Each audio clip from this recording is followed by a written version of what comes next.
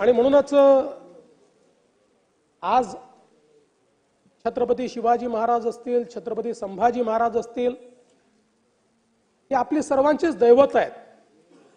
आणि म्हणूनच गडकिल्ल्यांचं अतिक्रमण काढण्याची सुरुवात देखील आता आपण केलेली आहे. महाराजांचे 12 किल्ले युनेस्कोचे वर्ल्ड हेरिटेज साइट झाले पाहिजेत, याकरता नॉमिनेशन आपण केलंय. आमचे मंत्री आशिष शेलारजी हे त्या ठिकाणी पॅरिसला जाऊन युनेस्कोमध्ये एक प्रेझेंटेशन देखील करून आले. मे महिन्यामध्ये मला देखील त्यांनी निमंत्रित केलेलं आहे. आणि त्यातून खऱ्या अर्थानं तुम्हालाही घेऊन चलो. त्यामुळे एक गोष्ट निश्चितपणे या ठिकाणी सांगितली पाहिजे की छत्रपती शिवाजी महाराजांच्या संदर्भात, छत्रपती संभाजी महाराजांच्या संदर्भात अत्युच्च अशा प्रकारचा आदरभाव असलेलं हे सरकार आहे. जयंतराव, आम्ही कधीही छत्रपतींच्या कुटुंबाला त्या ठिकाणी दाखले मागितले नाहीत, कधीच नाही मागितले. की तुम्ही खरंच छत्रपतींचे वारस आहात अशा प्रकारचा दाखला काय, हे मागणाऱ्यांपैकी आम्ही नाही आहोत. आमचा विश्वास आहे छत्रपती शिवाजी महाराज होते म्हणून आपण सगळे आहोत, हे मानणाऱ्यांपैकी आम्ही आहोत.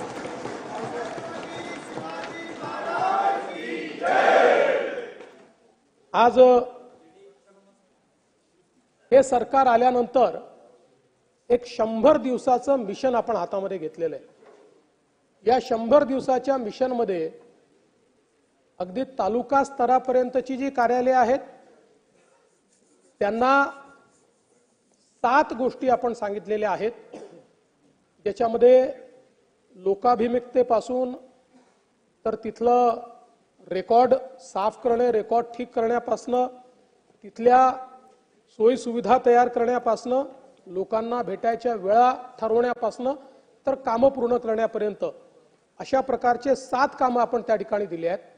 आणि मंत्रालयातल्या प्रत्येक विभागाला या 100 दिवसात त्यांनी काय काम करायचं या संदर्भात त्या प्रत्येक विभागाने आपलं टार्गेट फायनल केलं आणि त्याचं प्रेझेंटेशन केलेलं आहे. त्याचा एक मिड टर्म रिव्ह्यू आम्ही घेतला, ज्याच्यामध्ये काही काही विभागांनी अतिशय सुंदर काम केलेलं आहे. आणि 15 एप्रिलला हा कार्यक्रम सुरू झाल्यापासून 100 दिवस पूर्ण होत आहेत. 15 एप्रिल नंतर पुढचे 15 दिवस त्या ठिकाणी क्वालिटी काउन्सिल ऑफ इंडिया यांना आपण नेमलंय. ही क्वालिटी काउन्सिल ऑफ इंडिया प्रत्येक विभागाचं आणि प्रत्येक ऑफिसचं तालुका स्तरापर्यंत मूल्यमापन करेल आणि या संपूर्ण निकषावर 100 दिवसाच्या त्यांनी किती काम केलं याचा इंडेक्स तयार करेल. आणि ज्यांना 50% कमी मार्क असतील त्यांना निगेटिव्ह लिस्टमध्ये टाकलं जाईल. आणि 1 मेला ज्यांनी उत्तम काम केलेलं आहे त्यांचं या ठिकाणी स्वागत आणि सत्कार हा राज्य सरकारच्या वतीनं केला जाईल. एक नवीन कल्चर हे आपल्याला कसं आणता येईल या संदर्भातला प्रयत्न हा आमच्या माध्यमातून या ठिकाणी चाललेला आहे. आणि मला विश्वास आहे की आपल्या सगळ्यांचं सहकार्य त्याच्यामध्ये निश्चितपणे मिळेल. गेल्या काही काळामध्ये आमच्या माध्यमांची आवडती बातमी झाली आहे. काही झालं की फडणवीसांनी शिंदेच्या प्रोजेक्टला स्थगिती दिली. एक पेड बातमी झालेली आहे. पहिल्यांदा लक्षात ठेवा, स्थगिती देण्याकरता मी उद्धव ठाकरे नाही आहे.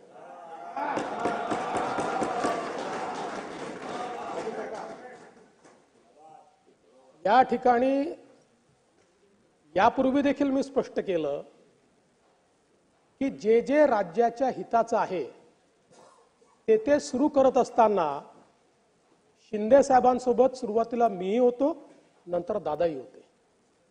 त्यामुळे घेतलेले जे निर्णय आहेत या निर्णयांची जबाबदारी ही एकट्या एकनाथराव शिंदेची नाही आहे, ती आमची तिघांची देखील जबाबदारी आहे. आणि ज्या ठिकाणी काही गोष्टी आम्हाला आढळल्या,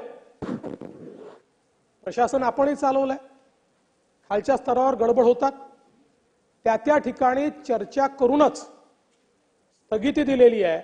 पण मला तर आश्चर्य वाटतं, म्हणजे माझ्याकडे आता मी तुमचा वेळ घेत नाही, अनेक इन्सिडेन्सेस आहेत.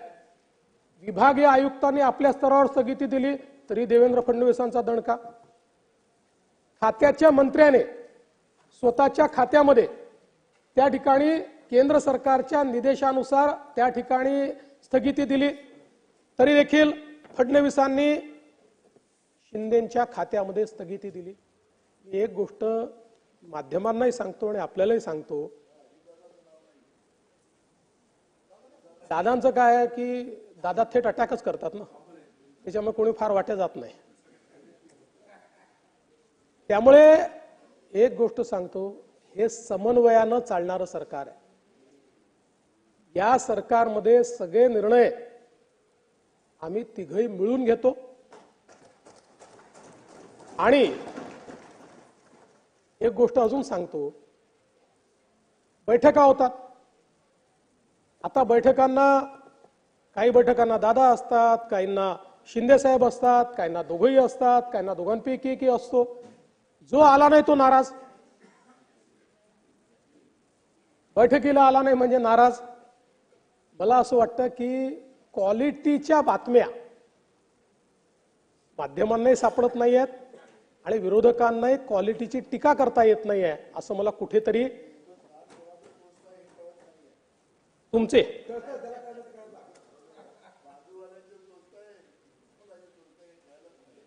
अध्यक्ष महोदय, राज्यामध्ये सोयाबीनच्या खरेदीच्या संदर्भात या ठिकाणी सांगण्यात आलं की सोयाबीनची खरेदी झाली नाही. पहिल्यांदा तर मी या ठिकाणी आपल्या लक्षात आणून देतो की एकूण सोयाबीनचा जो हमीभाव आहे तो 4,892 रुपये इतका घोषित करण्यात आला होता, जो मागील वर्षीपेक्षा 292 रुपये इतका जास्त होता. महाराष्ट्रामध्ये लागवडीखालील क्षेत्र हे 50 लाख हेक्टर होतं आणि या संदर्भात एकूण जी काही खरेदी आपण सुरू केली, नाफेडद्वारे 403, NCCF द्वारे 159, अशा 562 केंद्रावर आपण ही खरेदी जी आहे ती सुरू केली. आणि केवळ महाराष्ट्र राज्य असं आहे की ज्या राज्यातल्या खरेदीला केंद्र सरकारने 2 वेळा एक्सटेन्शन दिलं. अजूनही आपण तिसरं मागितलेलं आहे, पण 2 वेळा एक्सटेन्शन दिलं आणि जवळपास आपण या ठिकाणी 11,21,385 मेट्रिक टन एवढी सोयाबीनची खरेदी केलेली आहे. ही खरेदी जी आहे ही अतिशय विक्रमी अशा प्रकारची खरेदी आहे. मग याच हंगामात इतर राज्यांच्या तुलनेत आपली खरेदी कशी आहे?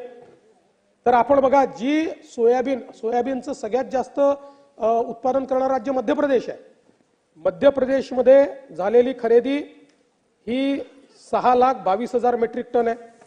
कर्नाटकमध्ये फक्त 18,000 मेट्रिक टन आहे. तेलंगणामध्ये 83,000 मेट्रिक टन आहे. राजस्थानमध्ये 98,000 मेट्रिक टन आहे आणि गुजरातमध्ये 54,000 मेट्रिक टन आहे.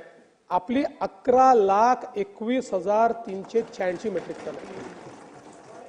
म्हणजे हे जे सगळी राज्य आहेत सोयाबीन उत्पादक, या सगळ्या राज्यांची एकत्रित खरेदी जर आपण हातामध्ये घेतली तर त्याही पेक्षा 2,44,335 मेट्रिक टन, म्हणजे यांच्या सगळ्यांच्या एकत्रित खरेदीपेक्षाही 128% जास्त खरेदी ही आपल्या महाराष्ट्र राज्याने या ठिकाणी केलेली आहे.